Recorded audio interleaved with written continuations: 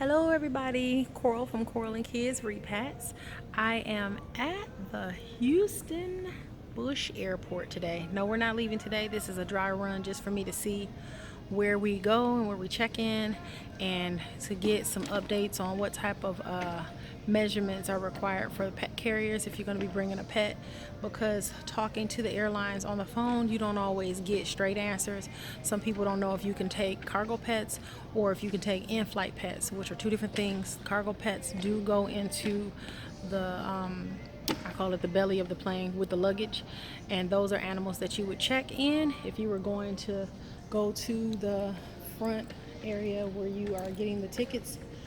You would check in your pet in a very large container, and then if you are doing an in-flight pet, your in-flight pet would go in a small container and would be in a carry-on bag, such as this container. Pull that up, babe. My twin's with me today. So a small pet carrier like that, but you want to make sure that you get the measurements for the one that is allowed. Or you can take a cloth carrier, that, and the cloth carriers are ones like this, little cloth carriers. So those are collapsible and they can go under the seat in front of you, but you want to make sure that before you get to the airport that you don't have a non-compliant carrier, otherwise they won't let your pet board. And trust me, there's a lot of issues going on with pet boarding, so I wanted to talk to you about that today. This video is pretty much about some of the things that you will encounter when you are trying to fly internationally with a pet. People may tell you that you have to go to the vet before you leave and make sure that your pet's vaccinations are all up to date, and that's true. But in addition to that, you have to get a pet certificate of health to be able to fly your animal. And if you're flying domestically, that's an interstate pet certificate. But if you're flying internationally, which we are, then you need an international pet certificate. And there are different levels of pet certificates when you're flying. A level 1 could be considered Canada and Mexico, whereas a level 2, 3, 4, 5 are other countries. I know for the country that we're going to be flying to, we've been told that it's a level 3. And every vet that you go to will not have a physician that has the credential to issue international pet certificates. So when you're planning your trip with a pet, you're going to want to call ahead to make sure that your vet does have the international flight certificate for the location that you're going to be traveling to, and that there is a doctor on staff for the date that you're trying to plan to actually book your pet's appointment to go get the pet certificate. And it's very important that you know that date, because depending on your airline, and you can check with your airline, each airline may have different requirements. Some may let you get the pet certificate 30 days in advance. Some may say 10 days. Some may say 7.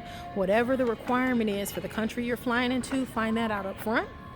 And then when you're booking your appointment to get the certificate, make sure that the doctor, the vet, knows that you need a certificate for 10 days out or 30 days out prior to your flight date, saying that the pet is healthy.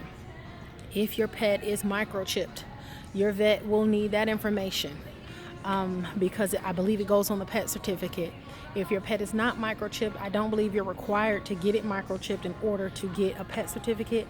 But because my pet is microchipped, that is something that I'm letting you know about, because it's something that I've been experienced. So if your pet's microchipped, they're going to ask you for that information because it goes on the pet cert for your international pet flight. And know the country that you're flying to. Give that information to your vet so they'll know which certificate your pet is going to need. Now, the shenanigans will begin when you go to start booking your pet's appointments. You'll find out that flights for pets traveling abroad can get to be expensive. For example, sorry, someone's trying to call me. When you're booking a flight for your pet, they may be $50 to $80 for an interstate flight, but out of state is usually $100+ dollars just for the pet ticket. Okay, and be sure when you book your ticket that you specify whether this is an in-flight pet, a cargo pet, or a special animal that's like for someone with a disability or something, because they're gonna need that information when they're booking a ticket for your pet. I believe that might impact the ticketing price also. Let me see, what else did I learn? Just when you're booking your veterinary appointments, be wary that and aware that different vets are going to charge different prices for the same certificate. You may call one vet and it can be $120, and call another one and it'll be $300 for the exact same certificate. So if you get sticker shock when you're calling around to get your pet certificate information, just call around. Call several. I think even though none of them have given me any type of endorsements, check VCA. That's one, I think, pet veterinary hospital that's in multiple states. I know they were in it, and I think they're in Las Vegas. I believe they're also in Arizona. They're in Texas. They're in a few states. VCA, they're in Chicago. There's definitely a hospital that does the international certificate. And then for those of us in Texas, Banfield Pet Hospital also does international pet certificates. And there are plenty others. Just those are a couple that you can check that will be able to offer you that service, even if your pet is not a patient of theirs. You'll pay for your office visit. You'll pay for the certification. You do have to have a valid rabies shot for your pet in order for them to be eligible to get the pet cert. So make sure that if your pet isn't up to date on all their shots, that they definitely have their current rabies shot, or you won't be getting that certificate. And I think that's about it. Just double check with your airlines continuously, even after you buy your ticket for your pet, because they may go ahead and ticket the animal and tell you that you can bring your pet, and then a few weeks later, due to COVID, anything could change where they're no longer taking in-flight pets. They may only be taking cargo pets, or vice versa. That could change anytime between the time you purchase your ticket or not. So you still want to just keep continuing to check back and make sure that you and your cat or dog can travel. I know they said that they banned reptiles. Not that I planned on taking any snakes or anything, but turtles too. Some people want to travel with all types of pet. You never know what kind of animal someone wants to bring with them. But right now, I think they're only taking cats and dogs.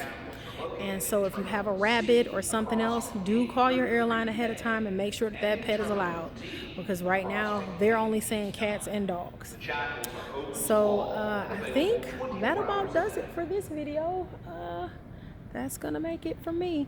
Our airline isn't open right now for the month of September. We don't plan on flying out this month, so just coming down to the airport, checking out the area, seeing where it is that we would be checking in, seeing where the pet would have to be checked in if it was a separate location, finding out, you know, pretty much what that day is going to look and feel like is what this little road trip was about. So I came down with my little mini-me today and just came to check out the airport.